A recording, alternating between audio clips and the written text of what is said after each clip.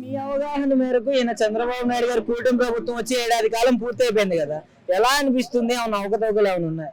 పర్వాలేదు అంటున్నారు, ఇక చదవడం మాకు తెలియదు. ఎందుకంటే జనం పర్వాలేదు అంటున్నారు, అది ఎంతవరకు పర్వాలేదు అనేది ఇప్పుడు అందరూ. పర్వాలేదంటే ఇప్పుడు జగన్మోహన్ రెడ్డి గారితో కంపేర్ చేసుకుంటే మీరు నేను చెప్పకూడదు, నేను అసలు చెప్పను. కంపారిజన్ ఎప్పుడు చెప్పండి నేను. ఒకటి మెల్ల ఒకటి చెప్పండి.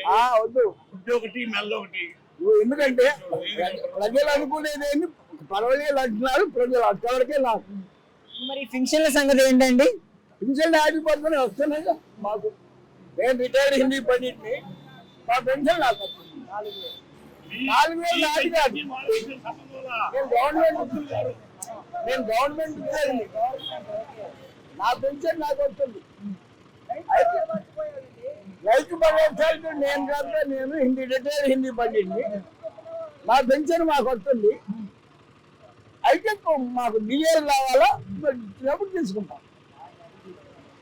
సార్, ఇప్పుడు ఉచిత బస్సుని ఇంప్లిమెంట్ చేయబోతున్నారు రేపు ఆగస్టు 15 నుంచి. దాని వల్ల యూజ్ అనేది ఉంటుందంటారా మీకు తెలిసినంత వరకు? అదంతా ఎలక్షన్ ఓట్ల డ్రామా. ఎందుకంటే కర్ణాటకలో కాంగ్రెస్ ప్రభుత్వం చేసింది, వాళ్ళని చూసి తెలంగాణ చేశారు, వాళ్ళని చూసి చేశారు, అంతవరకే. అది అసలు ఎందుకు చేశాడు, దానివల్ల నష్టమా కష్టమా అనేది ఆలోచించాలి. వాళ్ళకి ఓట్లు వచ్చి వచ్చారు.